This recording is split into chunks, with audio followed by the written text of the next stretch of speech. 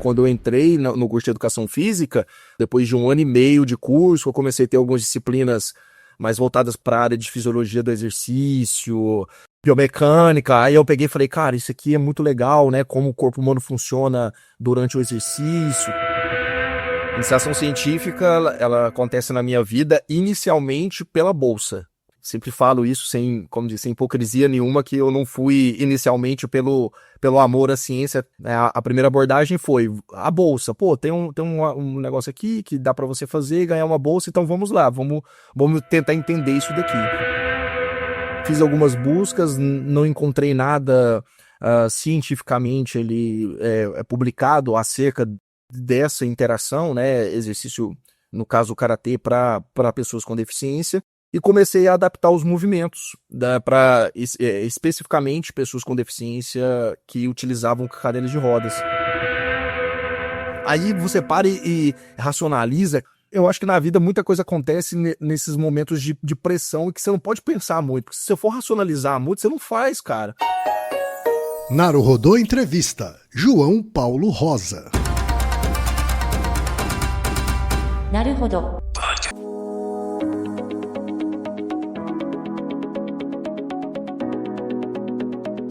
Ilustríssimo ouvinte, seguimos com a série Naruhodô Entrevista, que está trazendo conversas descontraídas com cientistas brasileiras e brasileiros que contam sobre suas trajetórias, seus pensamentos e seus campos de atuação. Neste episódio, vamos falar com João Paulo Rosa.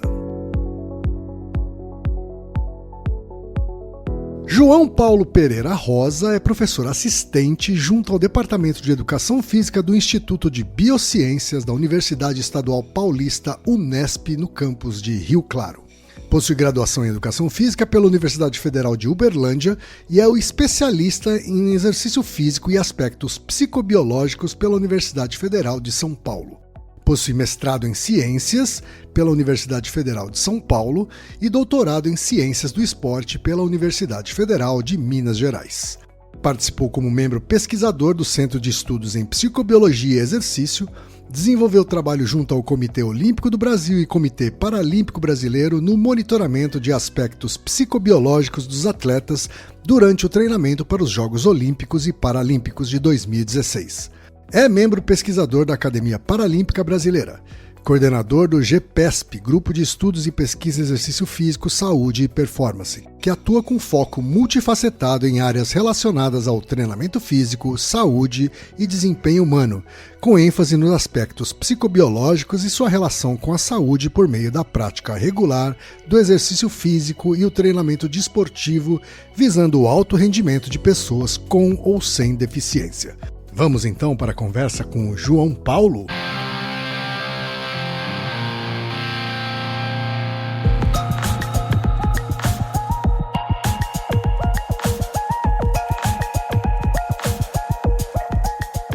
João Paulo, muito obrigado por ter topado falar com a gente aqui no Naruhodô. Dê aí seu primeiro salve para as ouvintes e para os ouvintes. Fala pessoal, tudo certo? Aqui quem está falando é João Paulo Rosa. Muito obrigado, Ken, pelo convite. Naruhodô, que já me salvou aí várias vezes, né, no sentido de estar aí em viagens, enfim, de uma certa forma precisando ali de algo para espairecer e para ouvir, enfim, e nada melhor do que um podcast focado aí, né, com sempre conteúdos relevantes. Então, para mim é um prazer estar aqui. Ken, mais uma vez, obrigado. Vamos lá, espero corresponder às expectativas aí do episódio. Imagina, João Paulo, a honra é toda nossa. João Paulo, eu vou começar com você, como eu começo com todas as pessoas que a gente entrevista aqui no Naruhodô. Eu quero saber quando você nasceu, onde você nasceu e em que contexto familiar, socioeconômico você nasceu, João Paulo. Legal. Bom, eu nasci em 1º de julho de 85, na cidade de Uberlândia, filho de Nilda Pereira Leite, Orlando Antônio Rosa. Meus pais também nascidos em Uberlândia, mas de regiões distintas. Minha mãe tem raízes nordestinas, meu pai é de uma cidade mais do interior de Minas, chamada Indianópolis, e em 85 eu vim ao mundo e escutei algumas histórias, né, de como as coisas aconteceram. Eu sou o primeiro filho, né, de um casal. Minha irmã Mariana veio 3 anos depois. E a gente, então, constituiu nossa família em Uberlândia, junto com, obviamente, né, tios, tias, primos, enfim, no qual eu fiquei em Uberlândia até os meus 20 anos de idade. O seu pai e sua mãe faziam o quê quando você nasceu, ô João Paulo? Meu pai era servidor público da Universidade Federal de Uberlândia, ele trabalhava no almoxarifado da universidade, e minha mãe trabalhava também servidora pública municipal, ela trabalhava na prefeitura de Uberlândia, na Secretaria de Obras, e assim os dois foram aí, traçaram sua trajetória até a aposentadoria. Então, sou filho de servidores públicos. E filho do Triângulo Mineiro, é isso? Triângulo Mineiro, isso mesmo. Uberlândia, para quem está ouvindo aí e não conhece, recomendo fortemente, né? Puxando um pouquinho aqui a sardinha. Uma cidade muito boa, enfim, a gente acaba dando mais valor quando a gente sai, né, dos lugares assim, e enfim, uma cidade que eu cresci, que sempre que eu posso, eu divulgo, enfim, né, porque muita gente conhece, mas quem não conhece vale a pena conhecer. Tá certo. Então o seu pai já tinha ali uma pontinha de entrada na universidade, na vida de uma universidade, né? E você cresceu lá em Uberlândia, né? Você fez escola pública, como é que era a sua infância lá? Sempre escola pública do ensino fundamental ao médio, né, que era chamado na época. Então, da primeira à 8ª série, estudei na mesma escola Dr. Duarte Pimentel de Ulloa. E depois no colegial eu estudei no Messias Pedreiro, que era uma escola, as duas na verdade eram escolas estaduais. Então, minha formação foi toda em escola pública, e meu pai, então, por ter esse trabalho, né, na Universidade Federal, ele sempre estava ali, estava vendo, em contato com professores, e enfim, isso de uma certa forma mais tarde veio validar um pouco, né, a trajetória que eu viria vir a traçar, mas antigamente, aí se tenta de tudo, né, se tenta ser, como todo moleque de interior, tenta ser jogador de futebol, não deu muito certo. Mas você era boleiro? Você era boleiro? Cara, eu jogava bola mais por influências externas, vamos chamar assim. Eu nunca fui muito bom de bola, mas em paralelo a isso eu sempre estive inserido no esporte por meio das artes marciais. Então eu comecei a treinar karatê com 8 anos de idade. Uhum. E no futebol não dava muito certo porque eu jogava nas linhas defensivas e eu fazia muita falta. Sim. Eu sempre era aquele cara estabanado, né? E aí a minha mãe falava,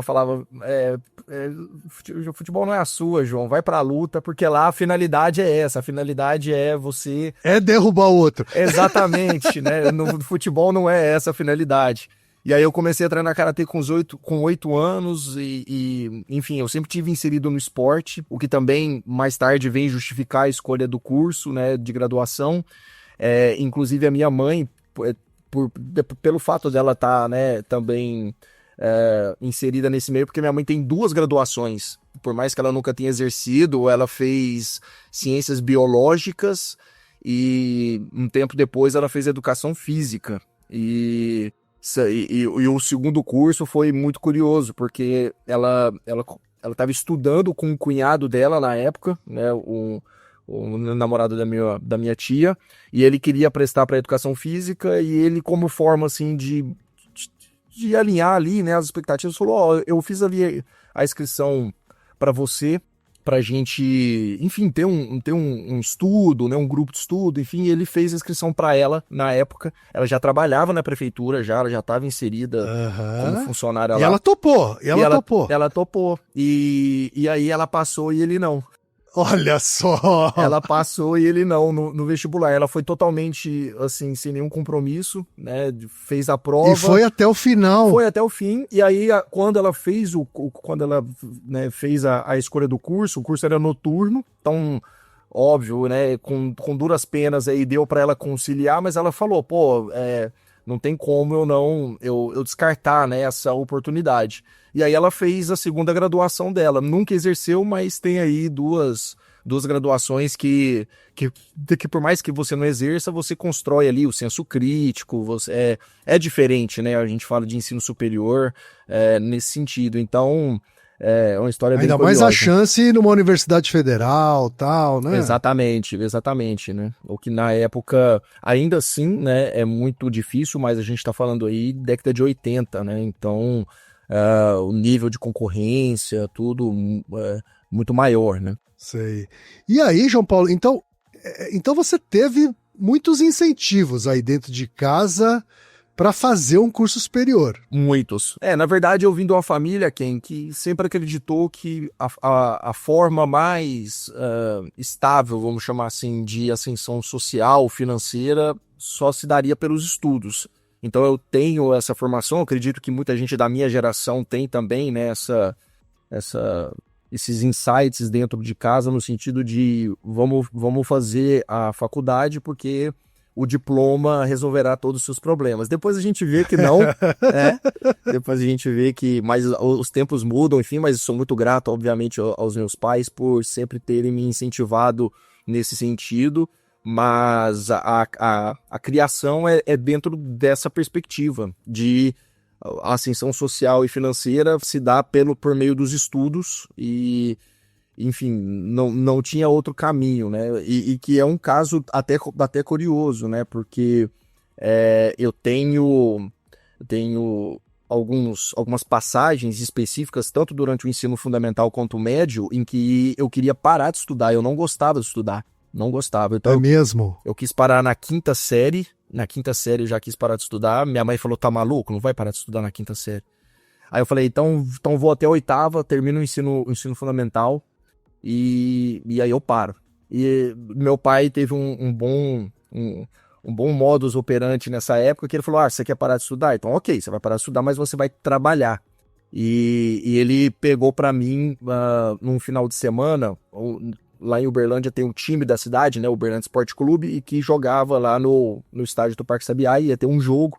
Ele tinha um amigo, tinha uma sorveteria, e falou assim, então agora se você vai trabalhar, eu vou começar a vender sorvete no estádio. E aí, eu fiquei, acho que eu fiquei umas 4, 5 horas embaixo do sol, cara, vendendo picolé, e eu peguei e falei, cara, estudar não é tão ruim assim. É mais né? tranquilo, Deixa eu voltar né? lá. Então meu pai me deu esse pequeno incentivo, né? E anos mais tarde ele veio me dar outro. Por quê? Porque no ensino médio eu também quis parar de estudar. Eu queria terminar o ensino médio, queria parar de estudar. Aí ele falou, beleza, se você quer parar de estudar, então você vai trabalhar. E a gente recebeu uma notificação de um terreno que a gente tinha lá na cidade, que a gente precisava fazer um passeio na frente desse terreno. Aí meu pai pegou e falou, é a oportunidade de você começar, então, os meus tios, por parte de pai, todos são, a maioria, né, são pedreiros, marceneiros, né, fazem trabalhos braçais, e eu fui também, fiquei lá, acho que uns 2 dias, né, para fazer lá todo o processo de construção da calçada, né, de fazer a massa, enfim. Aí também mudei de ideia, falei, não, acho que estudar continua sendo o melhor caminho, né? O seu pai é um grande de um pedagogo, isso sim, né? Não, exatamente. Não, você pode contestar os métodos dele, mas não os resultados, né? Então, assim, ele foi o cara que deu esses... Porque a minha mãe, ela tinha outra cabeça. A minha mãe falava assim, não, o João... ele tá com essa vontade, né, de parar de estudar, mas quando ele estiver no ensino médio, e exatamente foi o que aconteceu, na questão de fazer o vestibular, aquela coisa de amigos, né? Os amigos todos, a conversa durante o ensino médio acaba sendo para culminar, para fazer o vestibular. E aí a minha mãe apostava nisso, ele vai estar ali com os amigos dele vão estar fazendo vestibular e ele vai... entrar nessa onda, como eu entrei, só que eu entrei na onda dos outros. Para você ter ideia, eu cheguei a tentar 2 vestibulares para ciência da computação e, assim, ia mais pela cabeça dos outros, né, assim, aquela coisa de amigos e tal, até que depois eu já tava indo para 19, para 20 anos, a minha mãe sentou comigo e falou, João, a sua história ela é toda atrelada de uma certa forma ao esporte, ao exercício físico, sempre pratiquei, até então, né, sempre estava praticando karatê, natação, tinha feito futebol, enfim, sempre estava envolvido. E ela, por que você não tenta a faculdade de educação física? E ela sempre me contava histórias, porque ela tinha feito a graduação. É um curso muito bom, um curso que, enfim, ela foi fazendo a propaganda.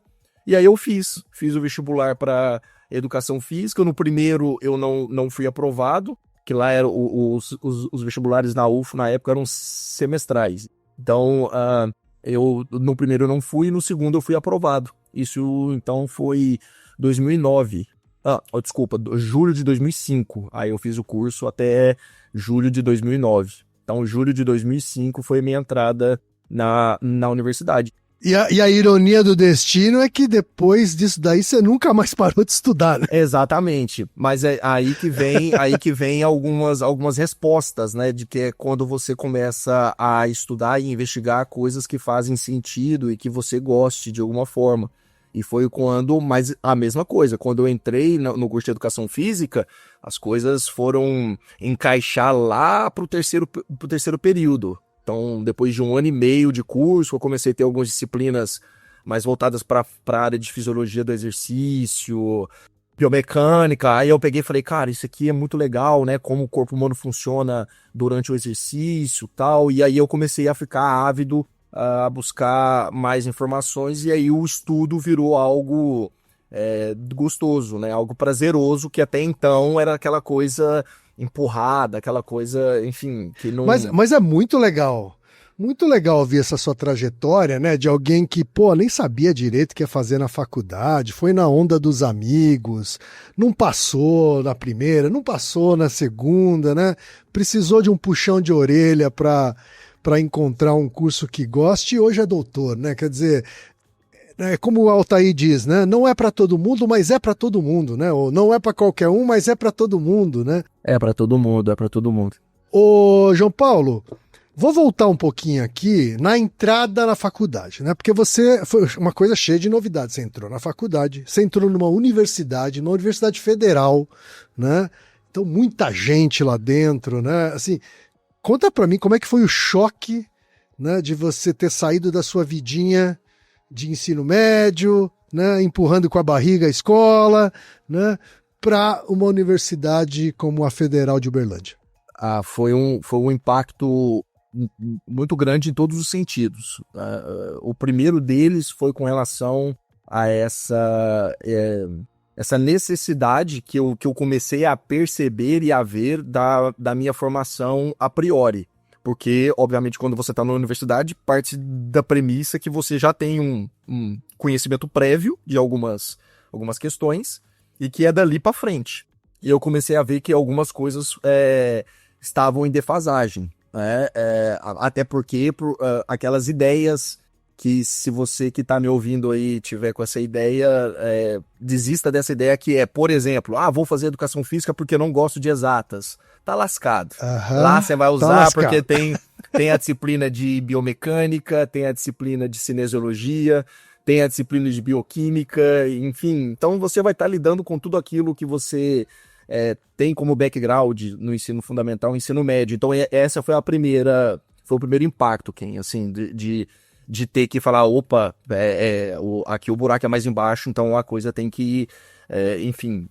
necessita de um pouco mais de seriedade, porque eu entro na faculdade ainda no embalo do que eu pensava no ensino médio. Então, o primeiro 1 ano e meio foi só festa, eu não estava muito afim de muita coisa, não. Então, esse foi o primeiro impacto. Quando eu começo a perceber que se eu fosse levar as coisas naquele ritmo que eu entrei, provavelmente não ia dar certo, né? Eu iria ficar ali muito tempo, iria perder tempo. Esse foi o primeiro impacto. O segundo impacto foi com relação às pessoas, né? A convivência. A gente já está falando aí que... Não que eu não tivesse tido essas experiências anteriores, por exemplo, né? De viajar sozinho, de se virar, enfim, mas agora elas começam a ficar mais frequentes. Por quê? Porque eu começo a tomar gosto... por exemplo, de eventos científicos, né? De ir até eventos científicos. Então, eu lembro que a minha primeira viagem na faculdade é um congresso tradicional de educação física, o FIEP, que sempre acontece em janeiro em Foz do Iguaçu. E eu lembro que foi o primeiro assim que eu fui, né, dos eventos, e no primeiro dia eu perco a minha carteira com todos os meus documentos, o cartão do banco da minha mãe, que eu não tinha conta na época, então ela me deu um cartão para eu ficar tirando o dinheiro ali para passar os dias. Eu perco tudo isso no primeiro dia. E aí eu tenho que me virar, eu tenho que... Pô, tem vários lugares para você perder uma carteira, mas não na fronteira, né? Não em Foz do Iguaçu, que faz, né? Tipo, não é um lugar legal para você perder documentos. Não é, não Nenhum é. lugar é legal, mas lá é menos ainda. E aí esse tipo de impacto, de tipo assim, bicho, agora você tem que se virar, você tem que ir na delegacia fazer lá o boletim de ocorrência, e enfim, essas coisas, essas novidades, assim, as demandas Vida da de vida adulto, adulta. vida de adulto. As demandas da vida adulta, né? Então esses foram, e assim, eu olhando para trás, né, tudo foi muito bom, porque isso foi me dando casca, né, foi me dando... enfim, a universidade, ela não te prepara só dentro do aspecto acadêmico, não é só a graduação formal, né?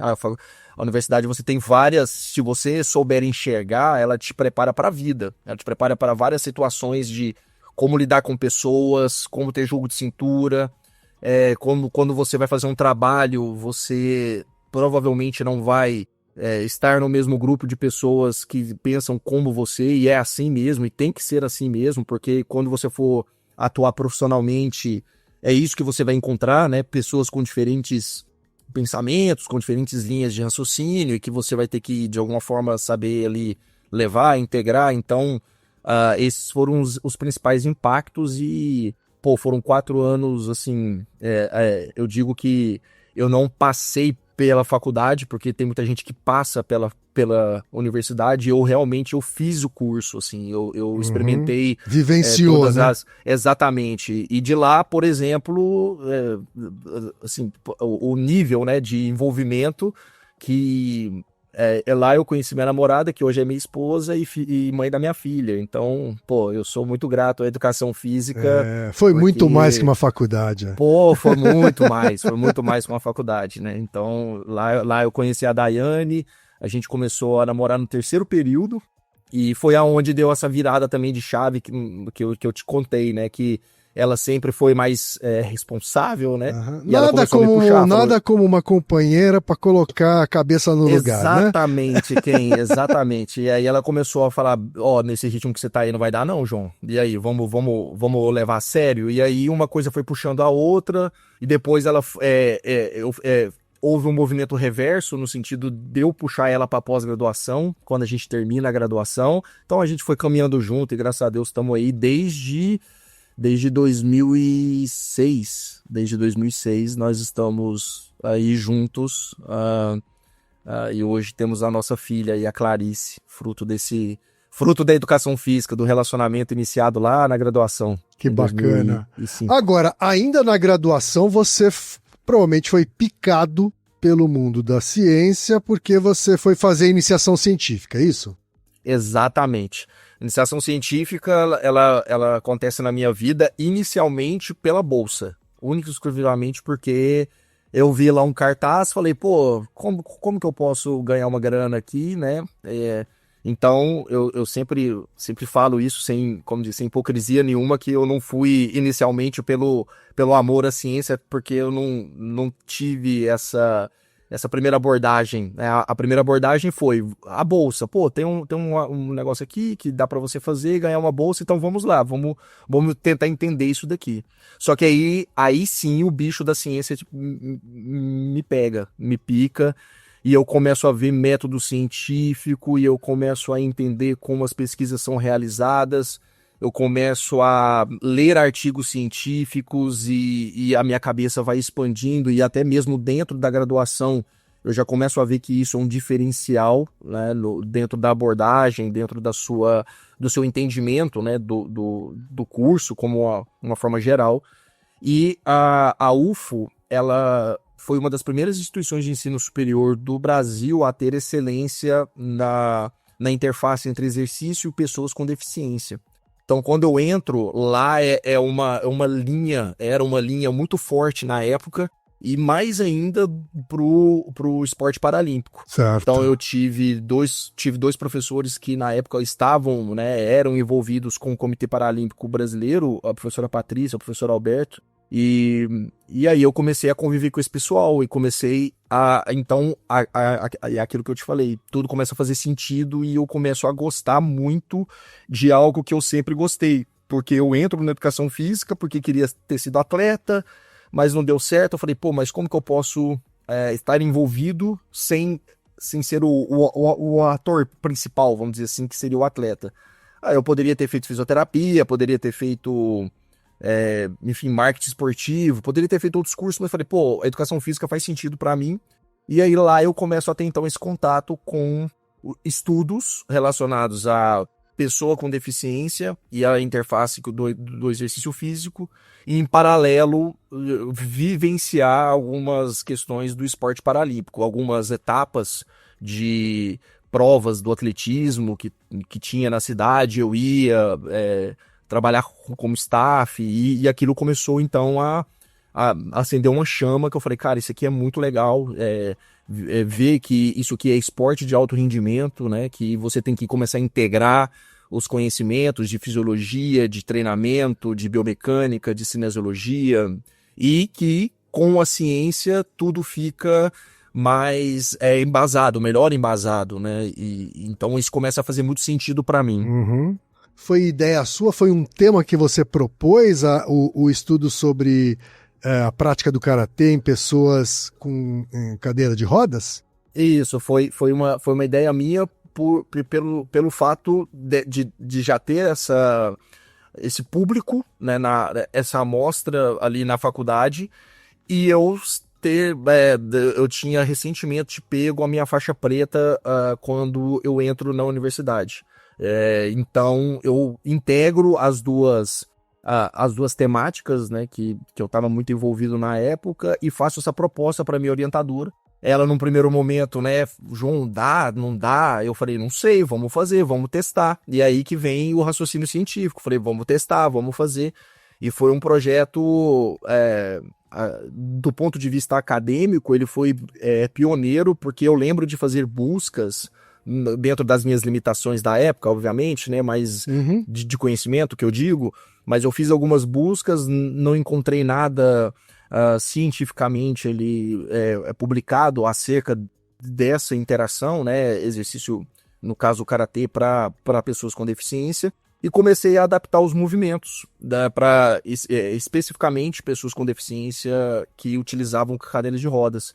E aí fizemos um trabalho super legal. Na época a gente conseguiu publicar esse estudo, e viu que quem fez, né, quem participou do projeto ganhou, do ponto de vista objetivo dos testes, maior agilidade em cadeira de rodas. Então a gente propunha um teste de agilidade, e aí eles foram ganhando maior agilidade em cadeira de rodas, e fez isso, né, com uma menor média de frequência cardíaca, mostrando um ganho de eficiência cardíaca ao longo do projeto. E em questões subjetivas, a gente aplicou um questionário, na época, de qualidade de vida, o SF36, e eles também foram reportando que, de maneira global, a qualidade de vida deles tinha melhorado após a prática do karatê adaptado. Muito legal, né? Porque, assim, vamos combinar que, assim, a maioria dos trabalhos de iniciação científica você pega carona ali num trabalho que o professor já está desenvolvendo. Você conseguiu propor o tema, um tema que você tinha conhecimento prático, né? Bastante conhecimento prático, né? E conseguiu juntar com a expertise da universidade em tratar com pessoas com deficiência, né? Quer dizer, foi muito legal. Muito legal, né? Eu nem sabia que pessoas cadeirantes lutam karatê como esporte olímpico? Essa é uma categoria olímpica? Não, na verdade ela não é, né? Ela não é uma Você estava propondo como categoria esportiva, é isso? Isso, como adaptação de um esporte, como um paradesporto. E depois eu fui descobrir, depois que eu fiz que eu estava fazendo o projeto, eu fazia alguns vídeos. E lá nos primórdios do YouTube, eu fiz um videozinho, editei no Windows Media Player. Tem esse vídeo perdido aí até hoje. E aí começou a entrar em contato algumas pessoas comigo fora do Brasil, assim, de forma empírica. Eu me lembro bem de um professor de Portugal, que ele falou, pô, que legal, aqui eu faço isso já há muito tempo na minha academia, né? Tem algumas pessoas que com deficiência em que eu adapto os movimentos, mas nunca tinha visto um trabalho, nada do tipo. A gente começou a trocar figurinha na época, então a divulgação científica também, né? Eu falei, cara, olha que legal, eu fiz um negócio aqui no interior de Minas Gerais, joguei na internet, isso a gente tá falando de 2008, 2007, né? Joguei no YouTube, um cara viu... e aí a gente começou a trocar e-mail na época, e ele já fazia isso lá de forma empírica, assim, né, não, nada de cunho científico, mas aí eu lembro de receber outras mensagens, enfim, teve alguns... na época, o professor Emerson Franchini, que é o cara que mais é brasileiro, né, professor da USP, professor que mais publica sobre a temática de lutas, artes marciais, modalidades de combate no mundo.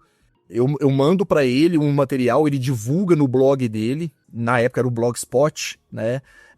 Enfim, a coisa começa a tomar uma proporção legal, assim, sabe? De divulgação pô, foi muito legal e eu sou muito grato. E poder publicar durante a iniciação científica já, né? Quer dizer, muito legal. Sim. Não, eu sou muito grato à minha orientadora, a professora Patrícia Silvestre, que na época me deu essa oportunidade. Porque, como você disse, a iniciação científica, na maioria das vezes, na média, não acontece assim. Acontece de um trabalho que já está acontecendo, de uma linha já estabelecida. Mas na época ela falou assim, João, você acha que dá? Eu falei, vamos testar, vamos fazer. E deu certo, dentro daquilo tudo, né? Das limitações que se tem durante a iniciação científica, enfim. Mas eu já começo a entender o modus operandi de como fazer uma pesquisa científica, e aquilo ali para mim faz todo o sentido do mundo, e eu começo literalmente a viver e a gostar daquilo e querer mais, né? Querer mais depois da graduação, e isso é bem legal. Você se gradua, você faz a graduação em 2009, né? Termina a graduação em 2009, e naquele momento, João Paulo, você já sabia que ia continuar no mundo acadêmico, que ia esticar o mundo acadêmico, ou ainda tinha dúvidas, preciso fazer uma grana, como é que é? Sabia, Ken. Eu tinha certeza que aquilo ali era o meu propósito, porque eu gostei muito, assim, eu falei, cara, isso aqui para mim faz todo sentido, e aí comecei a ir nos eventos científicos agora para divulgar, para apresentar trabalho e fazer network, e aquilo ali para mim começou a fazer muito sentido. Eu falei, beleza, é isso que eu quero. Infelizmente, na UFO, né, na FAEF, que é a Faculdade de Educação Física, não tinha a pós-graduação. Você não tem lá o mestrado nem o doutorado na área da educação física. O que também, para mim, depois de um tempo, eu fui ver que é bom pelo fato de ter tido essa procura externa, né, no sentido de buscar outros professores, outros orientadores, outras linhas de pensamento. E em 2009 eu tenho essa certeza, começo a trabalhar, mas trabalhando com essa visão. Então, assim que eu termino a universidade, eu fico 7 meses numa academia trabalhando como instrutor, e pegando todo o meu salário ali, fazendo um pé de meia, porque eu tinha certeza que eu não iria ficar em Uberlândia e que eu iria sair. E esse sair, ele começou a ter... Não tinha um lugar fixo. Então, eu busquei universidades no sul do Brasil, universidades em São Paulo, pela proximidade, né, com o Triângulo Mineiro ali, né, logisticamente era fácil. Inclusive, uma das universidades que eu vi, se não foi uma das primeiras aqui, né, no estado de São Paulo foi na Unesp, Rio Claro, que anos depois eu venho me tornar professor, é muito louco isso. Sim. Na época não deu certo, e na época deu certo ir para São Paulo. Aí você veio parar em São Paulo, então. Na Unifesp. Não, primeiro na USP, com o professor Emerson. O professor Emerson. Ah, primeiro na USP. Primeiro na USP. E aí eu mandei um e-mail para ele, eu me lembro como se fosse hoje, assim, mandei um e-mail para ele. Eu até tinha esse e-mail até pouco tempo, assim, dando uma limpada aqui. Eu falei, caramba, olha aqui que apareceu. Mandei um e-mail para ele, falando das minhas intenções. Ele falou, ó, aqui rola uma reunião científica às sextas-feiras. Vem na reunião e começa a participar. E assim eu fiz. Óbvio que teve uma facilidade da minha madrinha morar em São Paulo. Tá, então você tinha onde ficar. Isso foi uma facilidade logística que empurrou, né? Assim, eu ir para São Paulo para fazer essas tentativas, e aí fui para a USP, fiquei lá quase um ano. Fiquei quase um ano junto com o professor Emerson, na época a professora Úrsula, que eu acompanhava, na época ela estava fazendo o doutorado dela, e aí a gente acompanhava as coletas, enfim. E aí foi onde eu fui primeiro. Só que, logisticamente, porque São Paulo é muito grande, né? Tava ficando muito complicado para mim, porque eu morava na região sul ali, próximo ao metrô Conceição, e a USP ficava distante, então Do outro começou a lado, ficar... Uhum. começou a ficar um pouco complicado. E, em paralelo a isso, eu tinha o contato do professor Marco Túlio de Mello, via minha orientadora em Uberlândia de iniciação científica, porque ele também fazia parte do Comitê Paralímpico na época, né?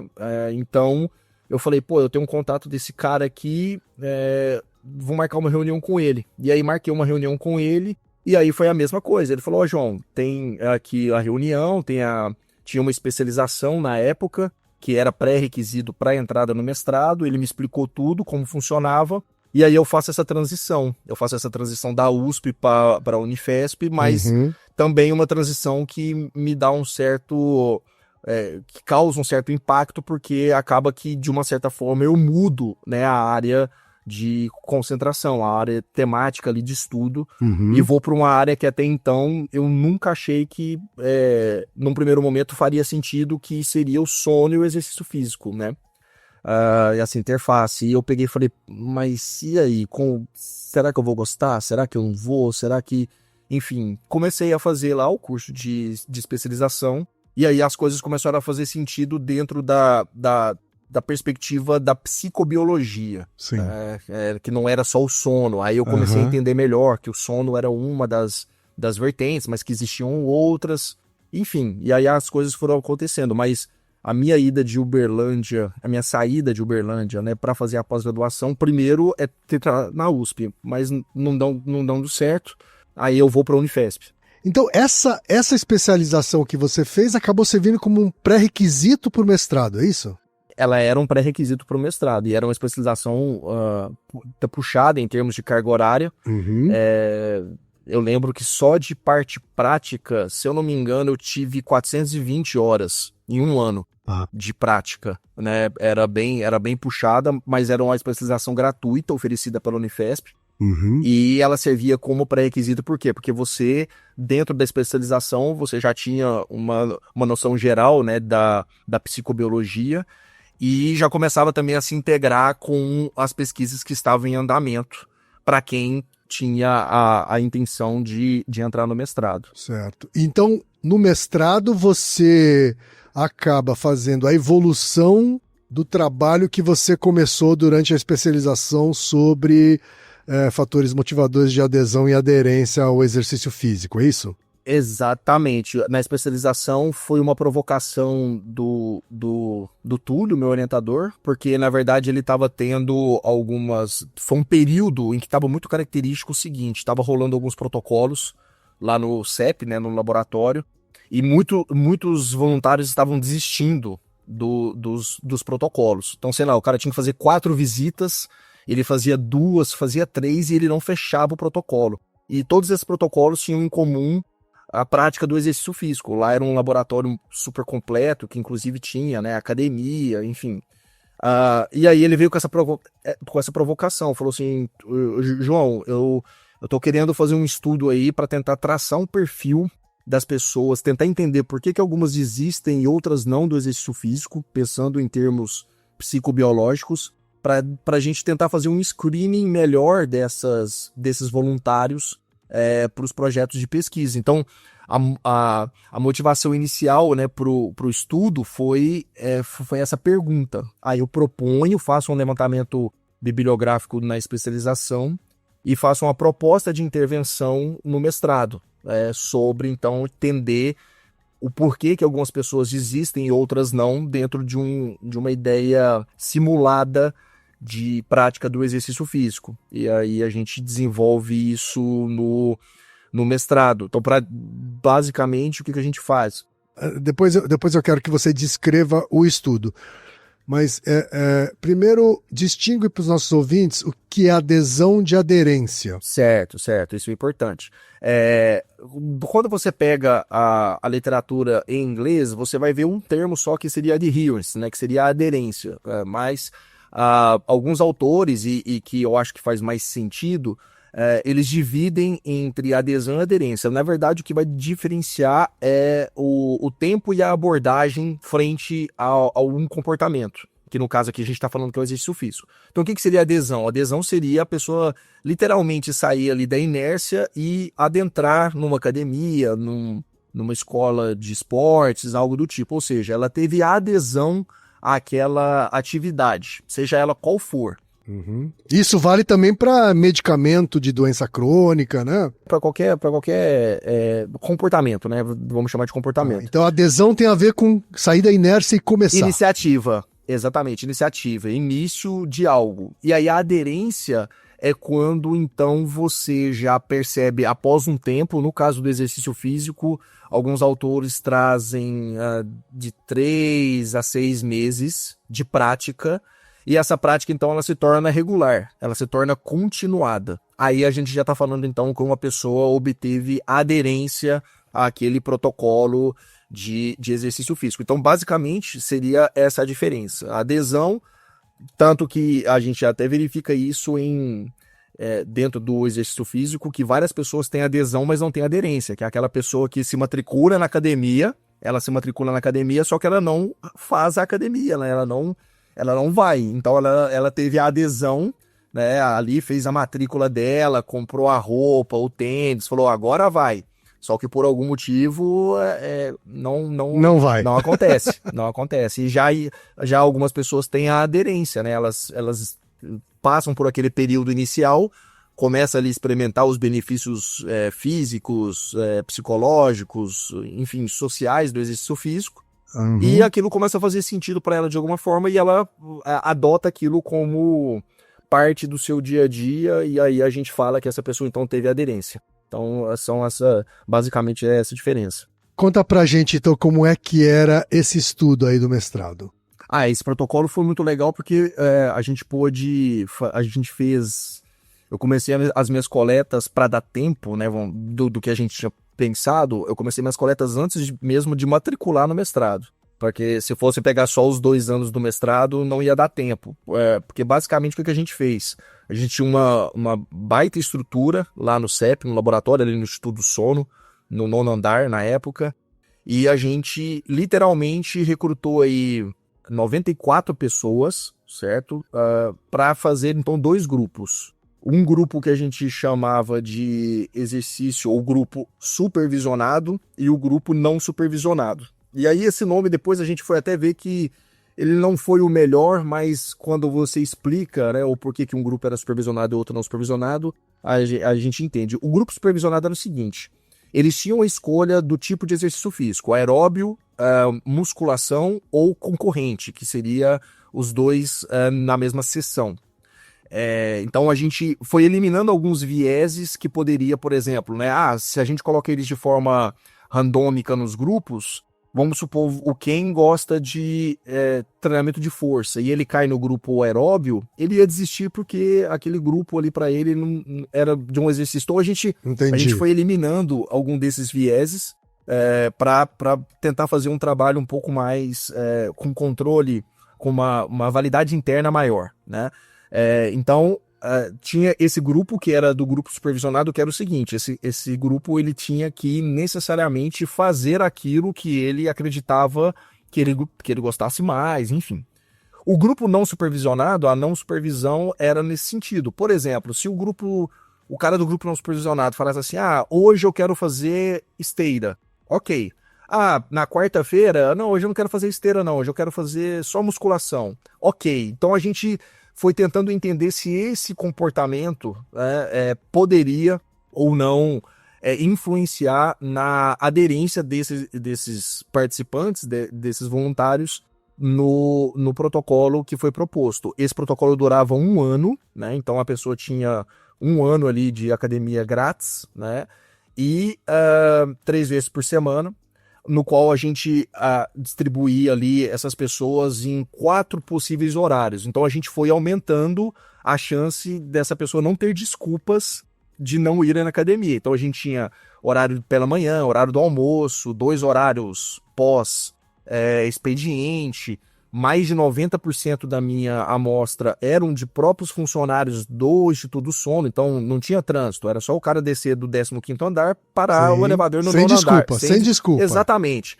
Fomos fazendo isso e fomos tentando traçar um perfil, né, de lá no final, quantas pessoas desistem, quantas ficam, por que desiste, enfim, aí a gente foi fazendo o trabalho em cima disso.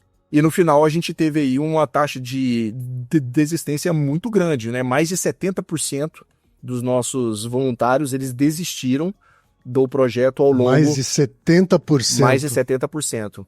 E aí, desses, mais exatamente 73%. E essas pessoas, elas eram caracterizadas desistentes de 2 formas. Ou elas simplesmente paravam de aparecer por mais de 2 semanas de protocolo, aí isso a gente já caracterizava que era uma pessoa que tinha desistido, ou mais de 25% de faltas ao longo de 1 ano, o que dava 36 faltas, né? 36 faltas, o protocolo todo tinha 144 treinos.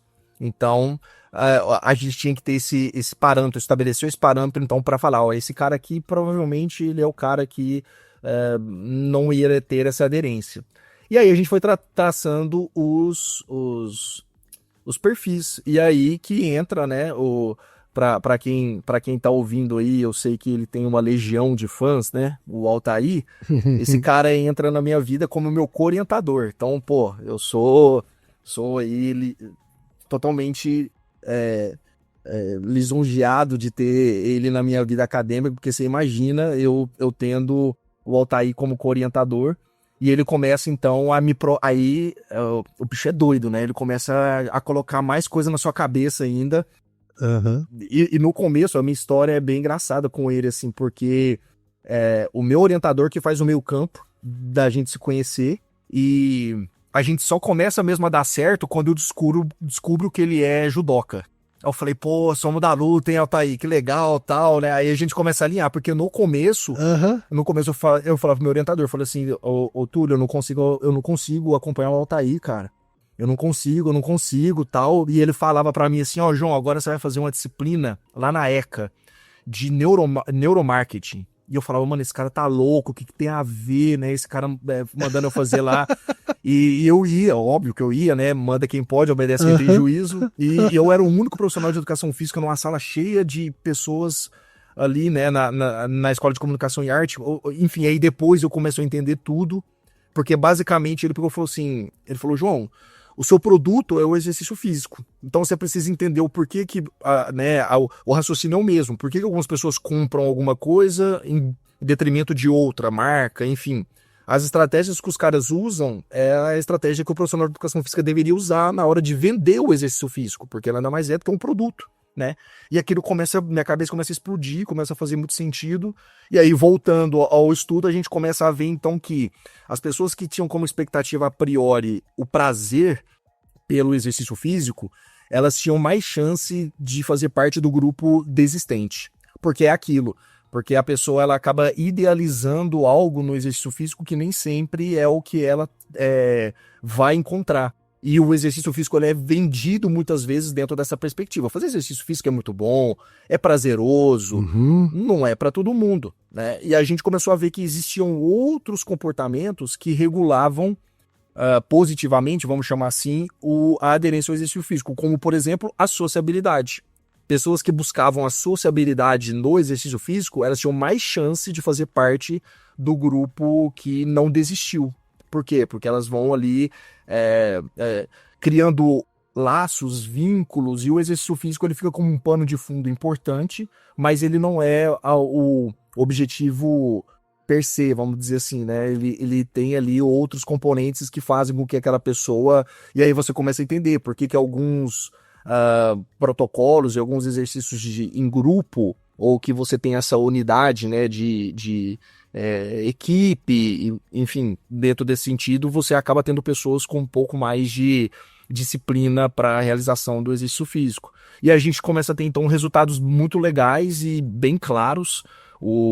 A gente publica esses estudos, o Altair leva esse trabalho para um congresso, ele chegou a ganhar um prêmio lá, assim, foi bem legal, porque a gente começa a ter alguns insights até com relação à abordagem evolutiva do ser humano, né, no sentido de o exercício físico como sendo algo necessário, né? Se a gente for levar lá da época dos caçadores-coletores, a questão do movimento, então isso está imprintado no ser humano, só que obviamente que isso passa por transformações ao longo dos séculos aí, e que hoje você precisa ter então associado outros comportamentos a esse comportamento que é o exercício físico para tentar validar isso para a pessoa e aquilo fazer sentido para ela.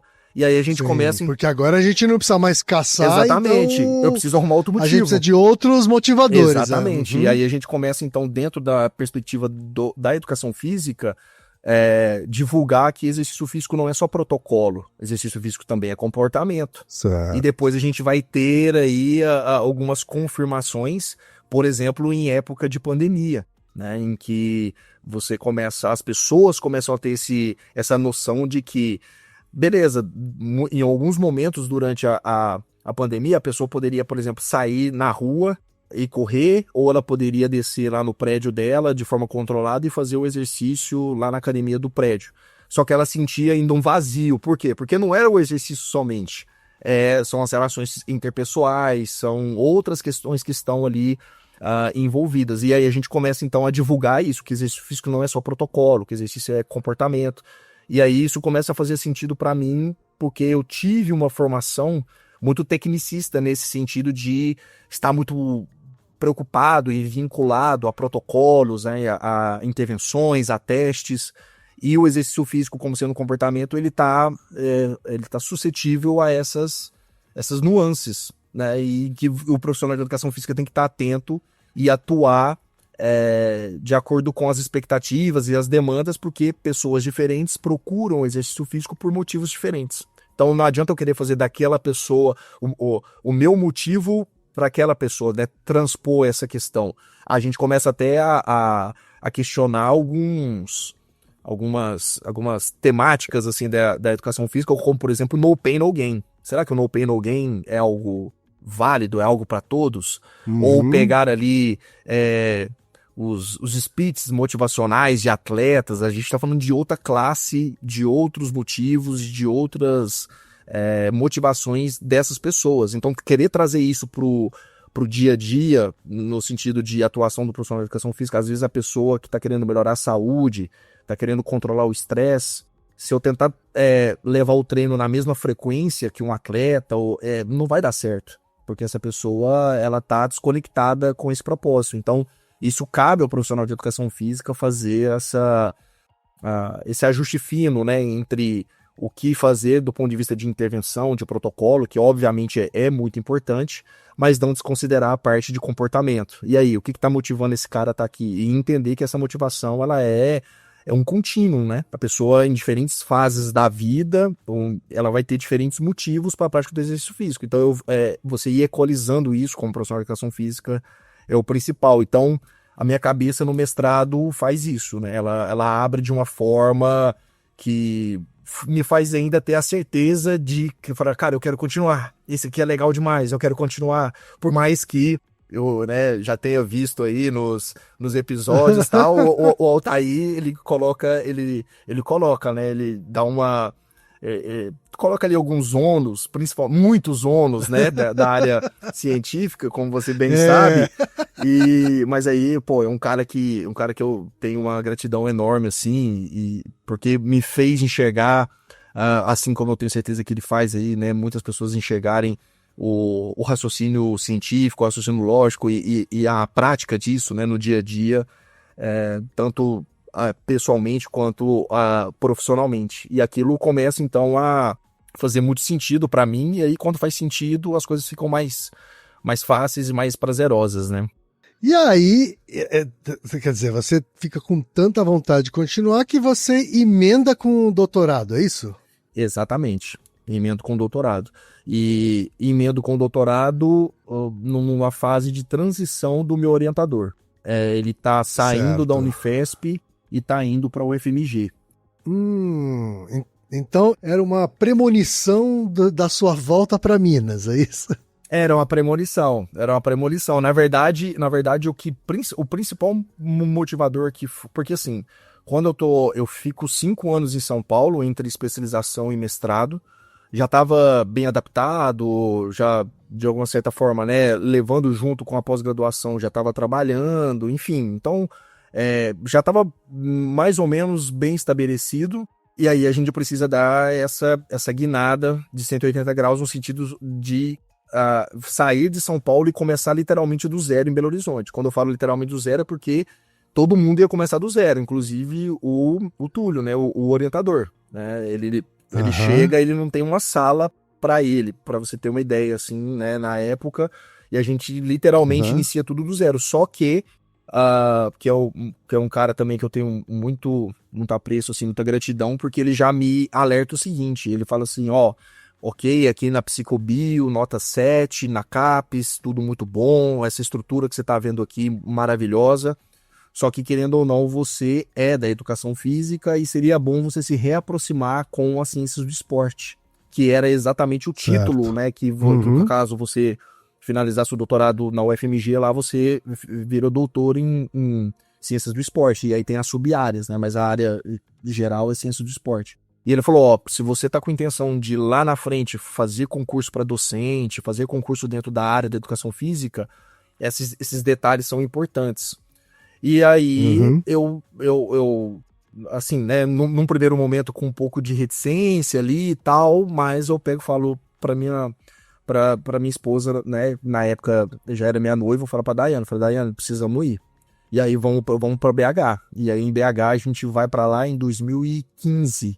2015 a gente se muda pra BH. Você nunca tinha morado em Belo Horizonte, você sempre morou em Uberlândia? Nunca tinha ido em Belo Horizonte, pra você ter ideia. Você nunca tinha nem ido? É muito louco isso, porque quem é do Triângulo Mineiro tem muito mais proximidade com São Paulo, geograficamente, do que com a capital de Minas. Então, a primeira vez que eu vou a Belo Horizonte, eu vou para fazer a prova do doutorado.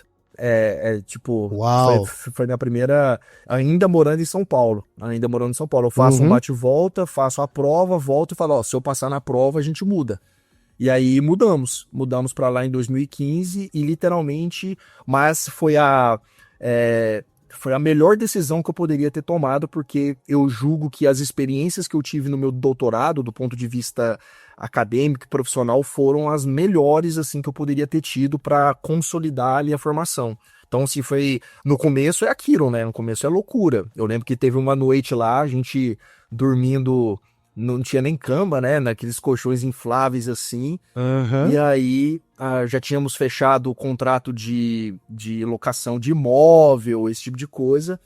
E aí eu tô assim deitado com a Daiane pra gente ir dormir. Aí ela pega e vira assim e fala assim, João Paulo, o que a gente tá fazendo da nossa vida? Tipo assim, no sentido de a gente tá assumindo compromissos e eu tava contando que eu ia ganhar a bolsa na prova. E se você não ganhar a bolsa? Que ainda não tinha confirmado. Não. Aí eu peguei e falei assim, se não ganhar a bolsa, a gente vê o que a gente faz. Mas assim, eu não sei. Assim, aí você para e racionaliza quem são. Eu acho que na vida muita coisa acontece nesses momentos de pressão e que você não pode pensar muito. Porque se você for racionalizar muito, você não faz, cara. E eu lembro que ela me fez essa pergunta e eu não dormi. Eu peguei e falei, caraca, é mesmo, né? E se a bolsa não der certo? E tanto que eu fico em segundo lugar na prova e a minha sorte é que a primeira colocada, ela trabalhava no Minas Tênis, na época lá, e ela abriu mão da bolsa. Ou seja, era pra ter dado ruim, né? No sentido de, tipo, se ela não abre mão da bolsa, mas a gente sempre dá um jeito. Eu sou muito dessa opinião. Eu acho que no frigir dos ovos ali, as coisas vão acontecendo, você sempre dá um jeito, como a gente deu. E a gente teve que dar muitos passos atrás para as coisas darem certo. Do tipo, eu lembro que a Daiane começou a trabalhar numa academia de bairro, isso em 2015, já com mestrado, porque ela também fez o mestrado na Unifesp, né, nessa mesma época que eu.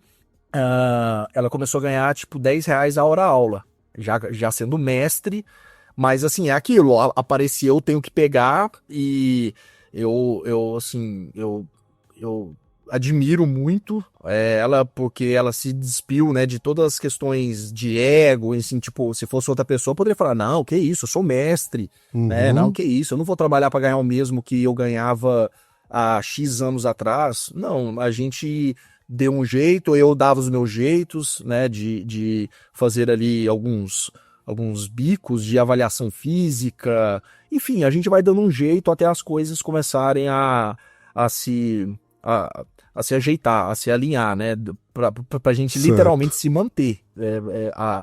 A ideia inicial era essa, a gente precisa minimamente empatar aqui gastos e custos e se manter, porque é um período, e esse período ele vai ser em cima dessas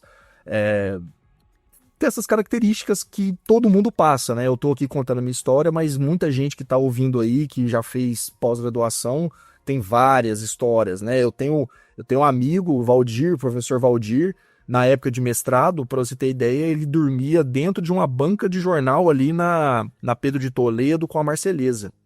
Porque ele é de Bertioga e tava ficando muito caro ele ir e voltar ali nos dias e tal. Ele fez um bem bolado lá com o jornaleiro, na época lá, que ainda tem, né, essas cabines assim. E ele falou pro cara, velho, eu preciso dormir aqui e tal, tem jeito, te pago aí X por semana e tal. Aí ele convenceu o cara descia a porta, né, trancava, ele ficava lá dentro, e no outro dia cedo, a hora que o cara chegava pra trabalhar, ele catava lá as coisas Meu dele. Deus. Então é esse tipo de pessoas, cara, que esse tipo de histórias, assim, que você vai se baseando ali, vai falando, cara, literalmente é quem quer, faz, e todo mundo vai ter as suas histórias aí, mas assim, sem história triste, entendeu? Sem essa coisa de... É o que precisa ser feito, Sei. E esse cara também, né, o professor Valdir, junto com o Eduardo, o professor Eduardo, que na época estavam fazendo doutorado, esses caras fizeram muita diferença na minha vida, tanto academicamente, mas principalmente por conta dessas histórias, né, de você ver que, pô, não é só você que tá passando perrengue, outras pessoas estão passando perrengue, a grande maioria passa para ir em frente, para conquistar ali, né, os seus objetivos, a titulação, enfim. Então, pós-graduação no Brasil é uma aventura, cara. É uma aventura quando você sai de casa ali, vai fazer, porque os valores da bolsa, obviamente, está sempre em defasagem com relação, né, à inflação, enfim. Então você tem que rebolar, cara. Mas é aquilo, se aquilo faz sentido pra você, cara, isso é só um detalhe. É muito legal isso, né? Porque eu lembro que apesar de tudo, eu ia amarradão, assim, pras coletas. A gente passou muito perrengue, né, participando de coletas, porque a gente se ajudava mutuamente, né? Então, na época eu tinha um palio, um paliozinho, precisava ir pra, acho que foi Santo André, foi uma cidade do ABC. Até hoje eu não sei como que eu coloquei 4 cadeiras de roda dentro de um palio, cara.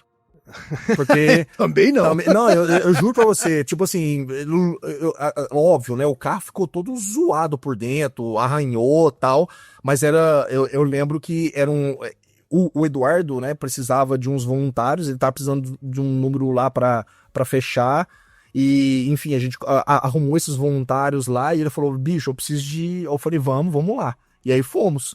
E aí colocamos quatro cadeiras de rodas dentro de um palio para esperar os caras, para fazer os testes, enfim.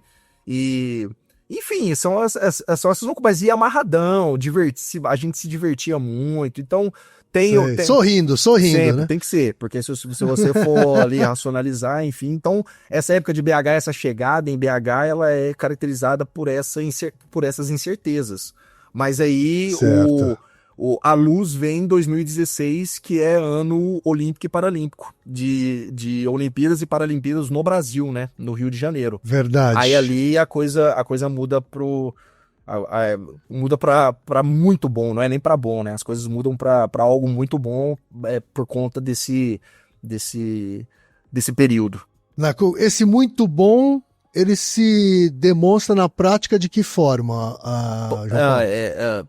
Coisas do tipo, eu tô um dia, a história basicamente é assim, eu tô um dia vendo a página do Globoesporte.com ali, e tem uma matéria de atletas, isso no finalzinho no final de 2015. Atletas reclamando dos horários das provas que seriam em 2016, porque a NBC ela detém os direitos da transmissão das Olimpíadas, especificamente das Olimpíadas, dos Jogos Olímpicos.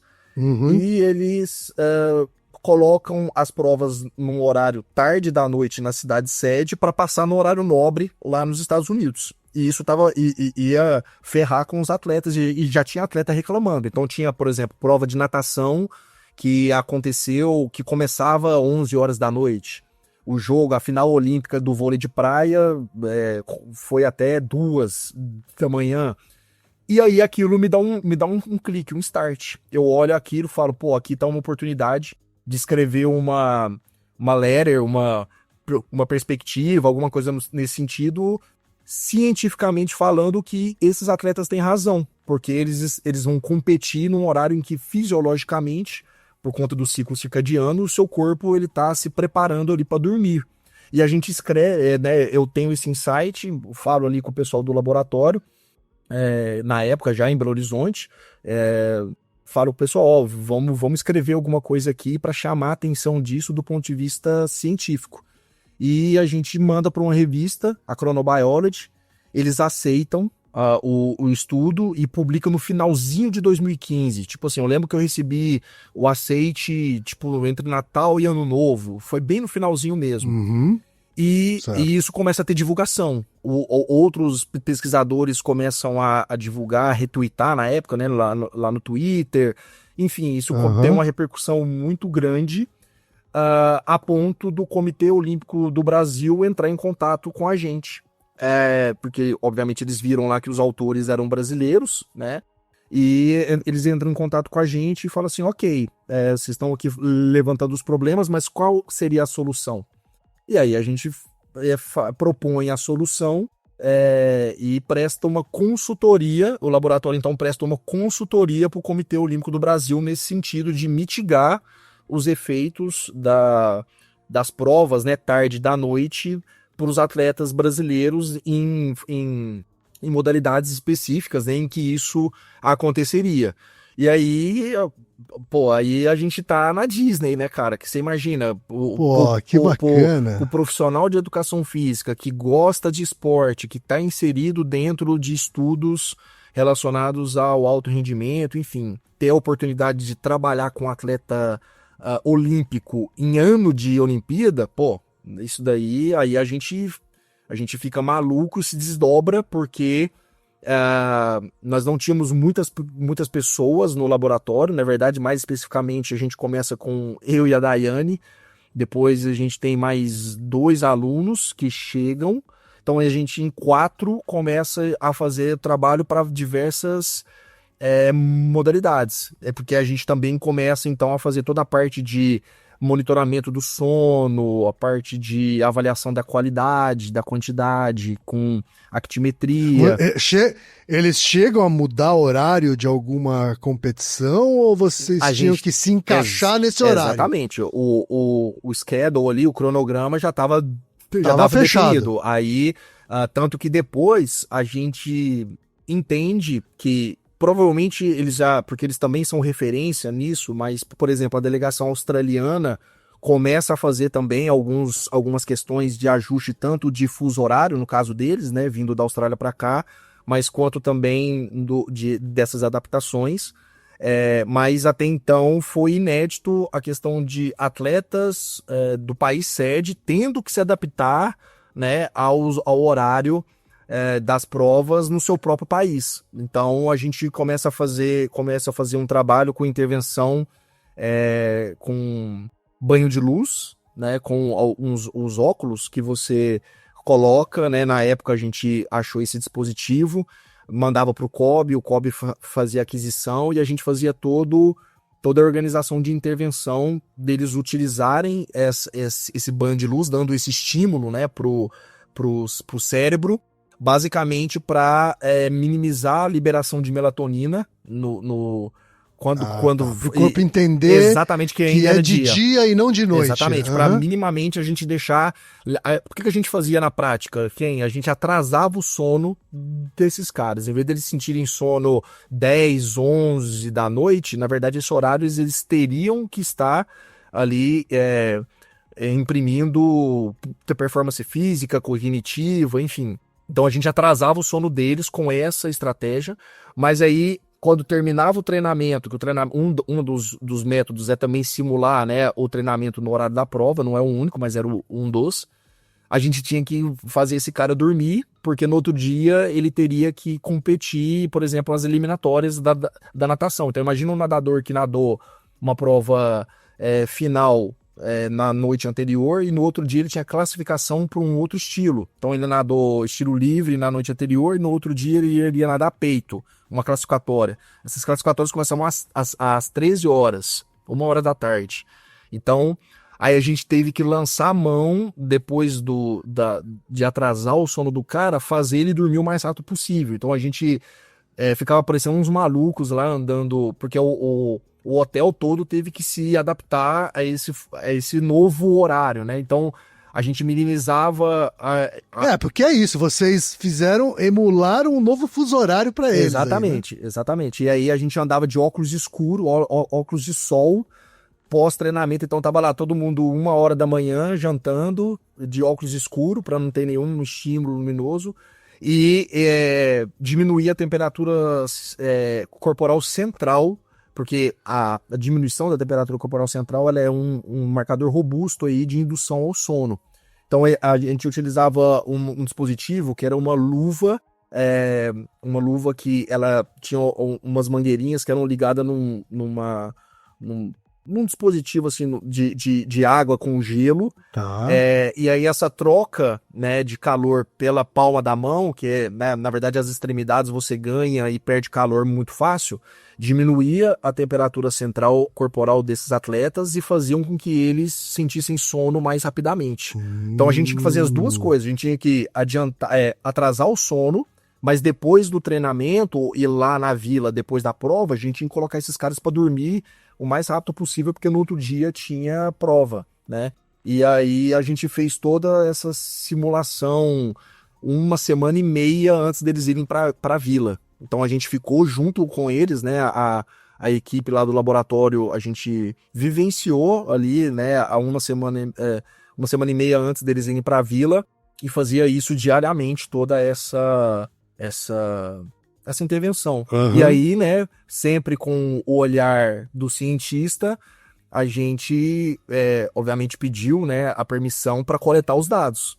E aí a gente coletou os dados e depois a gente publica esses dados como sendo uma intervenção, como eu te disse, até então inédita, no sentido de você colocar atletas do país sede para se adaptar ao horário dos jogos no seu próprio país, né? O que seria sensacional. Muita loucura, assim. E aí, por isso que eu te falo que 2016 foi, assim, do ponto de vista acadêmico, profissional, foi um negócio...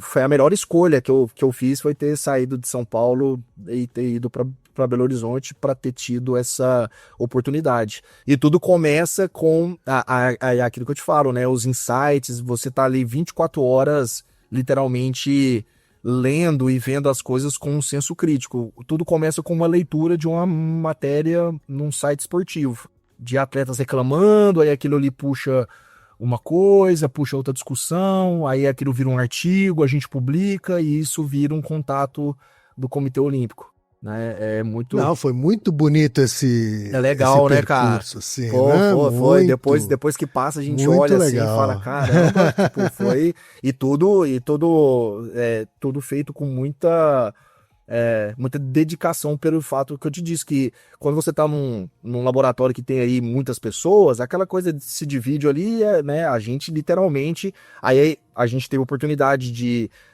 acompanhar atletas de outras modalidades, não só da natação, para fazer essa parte do sono. Então, eu, por exemplo, tive a oportunidade de ir para os Estados Unidos acompanhar o pessoal do atletismo, que eles estavam treinando num centro de treinamento lá americano. Eram atletas olímpicos ou paralímpicos? Olímpicos, essa questão dos horários, enfim, era o olímpico. No paralímpico, em paralelo, né, eu estava fazendo o meu doutorado. O meu doutorado foi coletando dados com atletas paralímpicos, porque aí eu também já aproveito o ano de Jogos Paralímpicos e faço uma extensão do que eu fiz no mestrado, associando testosterona e cortisol salivar com variáveis psicobiológicas em atletas paralímpicos. Então, tentando ver essa associação. O que foi exato? Me explica direitinho o que significa isso. Basicamente, o que a gente fez? Esses monitoramentos que existem, né, da carga de treinamento para os atletas, eles sempre ficam de duas formas um pouco desconexas, vamos falar assim. Ou você vai muito para a parte objetiva, de controle de carga de treinamento, enfim, variáveis ligadas ao rendimento, ou você vai muito para a parte subjetiva, que seria a aplicação de questionários, aquela coisa ali para tentar também visualizar como que a gente chamaria de carga interna de treinamento, que é como o atleta está respondendo àquela carga externa de treinamento.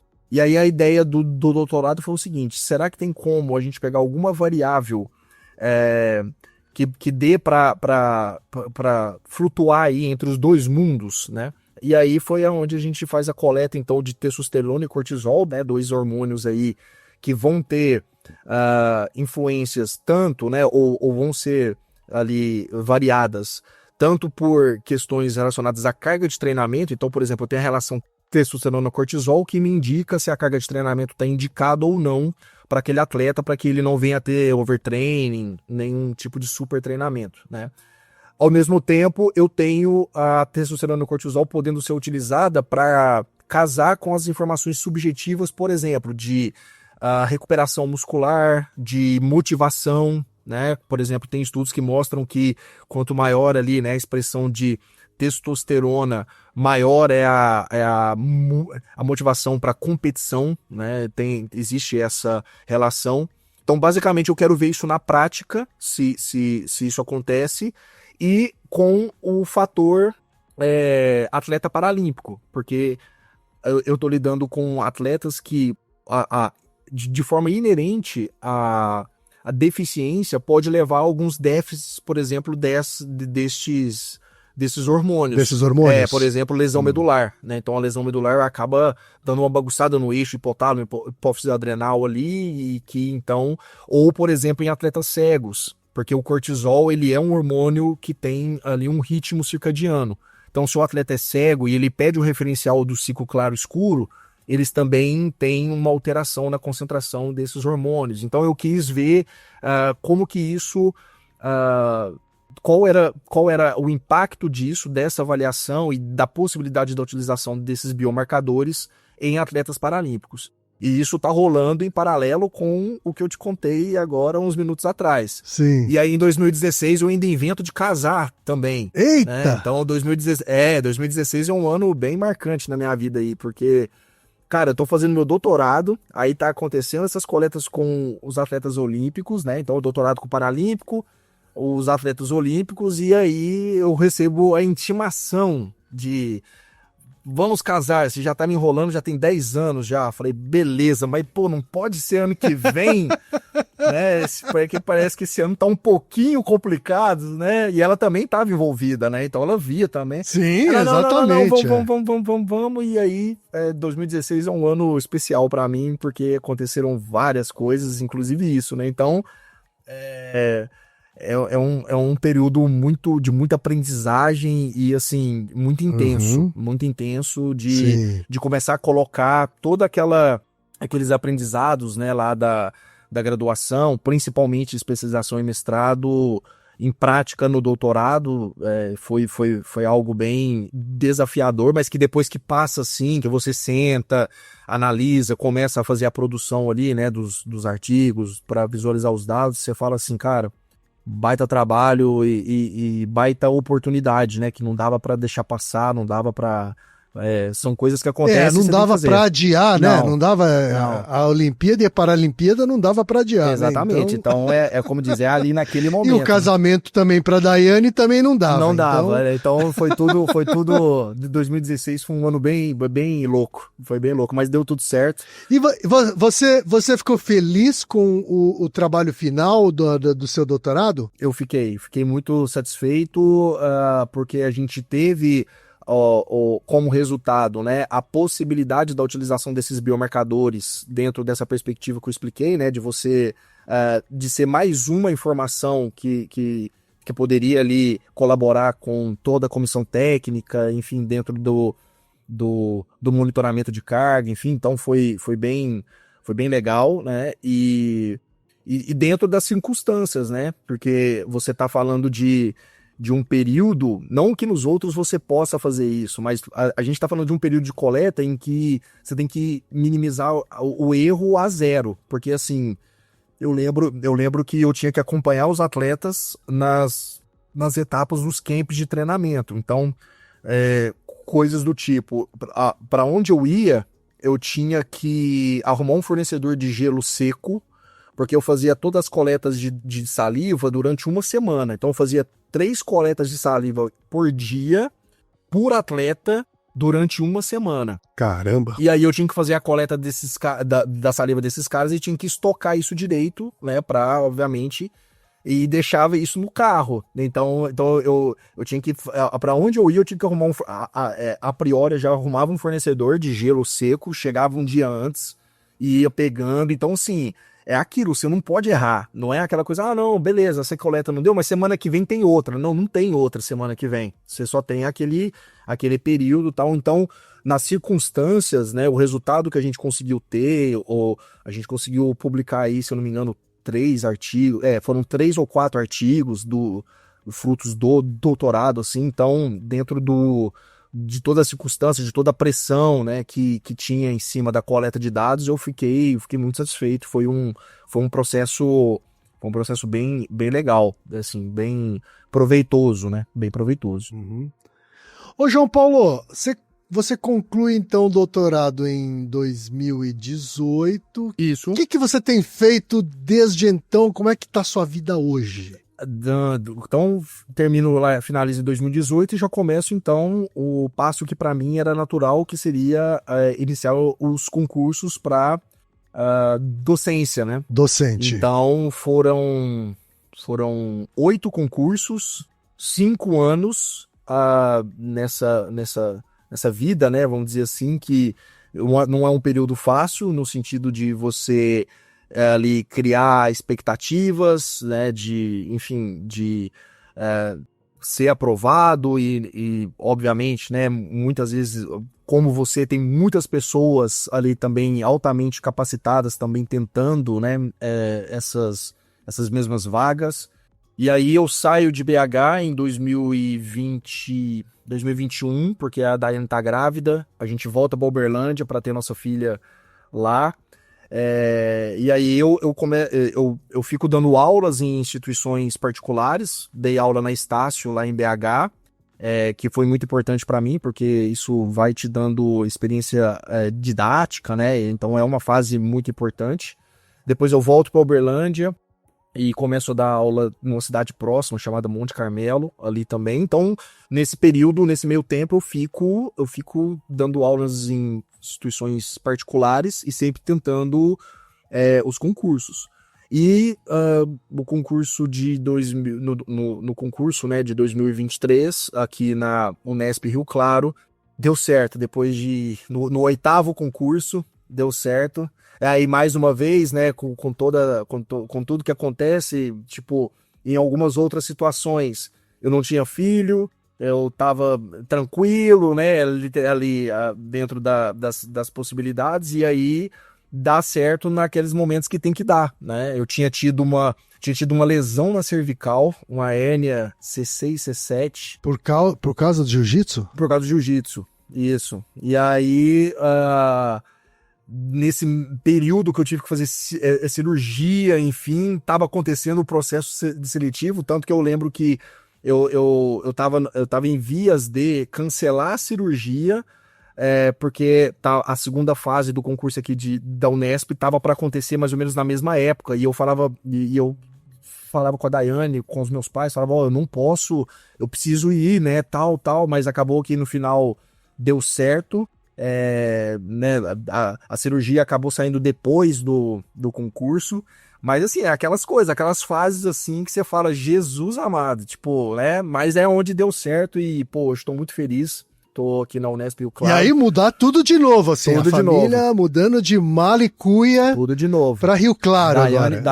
Daiane também, dentre as suas intimações, ela falou, cara, agora a gente não sai, a gente não muda daqui porque teve um concurso numa cidade próxima aqui, e que os amigos ainda continuavam mandando os editais, né? A gente manda o edital um para outro quando a gente tá nessa fase de concurseiro, né?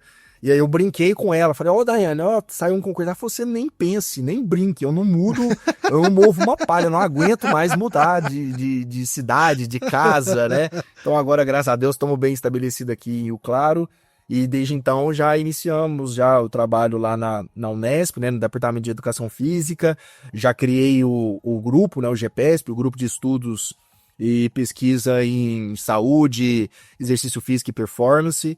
Então, já estamos também começando a fazer alguns trabalhos lá. O primeiro com pessoas, Exer Games e pessoas com deficiência. Estamos querendo ver a efetividade dos Exer Games para pessoa com deficiência dentro da perspectiva de aumentar o nível de atividade física, se isso gera adaptações fisiológicas positivas. Então, a gente começa esse trabalho aí esse ano. E, enfim, muito feliz e revendo toda a trajetória, né? Aquilo que foi traçado lá atrás, de certa forma, foi sendo cumprido e chegou não no final, porque não tem... Muita com muita perseverança, né, sim, João Paulo? Sim, tem porque que ter, nada é de primeira, né? Não, nada é de primeira. E nem pode ser, sabe quem? Eu lembro que em 2018 eu faço um concurso. E mesmo ainda não tendo o título de doutor, que eu ainda estava finalizando, eu quase sou aprovado nesse concurso. E eu vejo que isso para mim na época foi muito ruim, porque eu fiquei muito grandão, sabe? O ego deu uma inflada, que eu peguei e falei, pô, eu vou passar quando eu quiser, né? Porque, pô, no meu primeiro concurso e tal.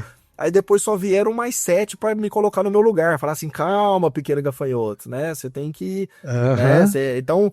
Tem coisas que, como você disse, né, não é de primeira e é até melhor que não seja de primeira, porque talvez você não esteja preparado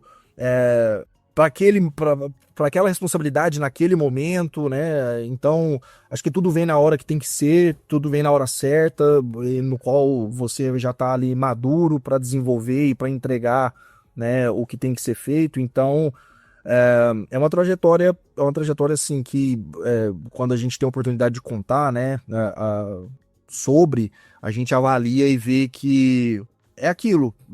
Algumas máximas vão sendo confirmadas, como por exemplo, quem não é visto não é lembrado. Então eu lembro que eu escutava muito isso, né, e você tem que se envolver, você tem que literalmente vestir a camisa ali, ser linha de frente, porque as oportunidades vêm, como veio, né, essa oportunidade durante 2016, são oportunidades que são únicas e ímpares aí, né, no sentido de muito profissional de educação física.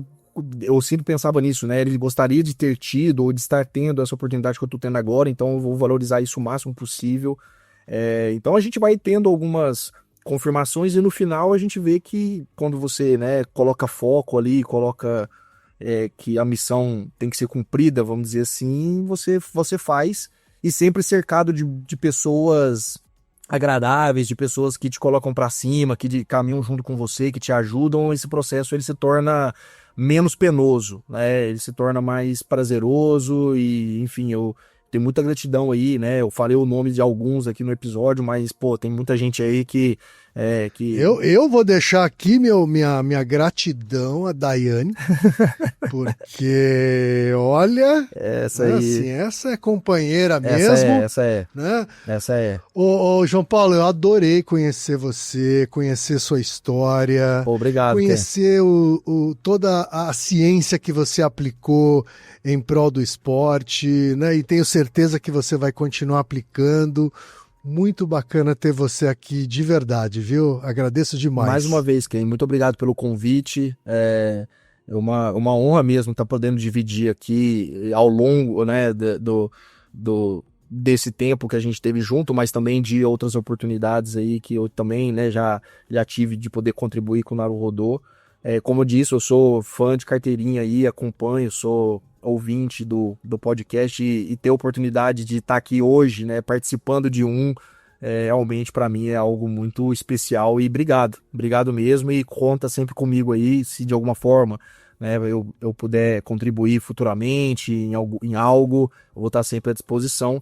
Um abraço pro meu parceiro também, Altair, né, que com certeza fez esse meio campo aí, é um cara que fez e faz, né, muita diferença aí na minha vida, a questão de tê-lo próximo ali, de ter a amizade. A gente tem muito tempo que não se vê pessoalmente, mas está sempre em contato.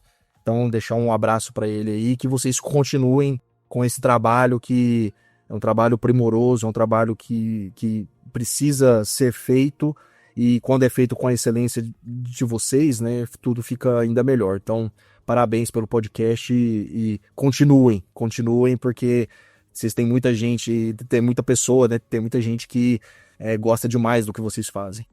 Legal, João Paulo, vamos continuar assim. E Naruhodô, ilustríssimo ouvinte!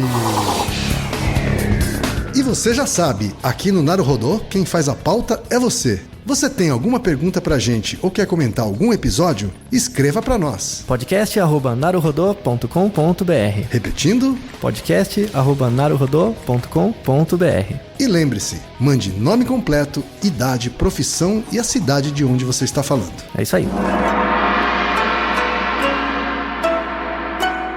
Naruhodô. Esse podcast é apresentado por b9.com.br.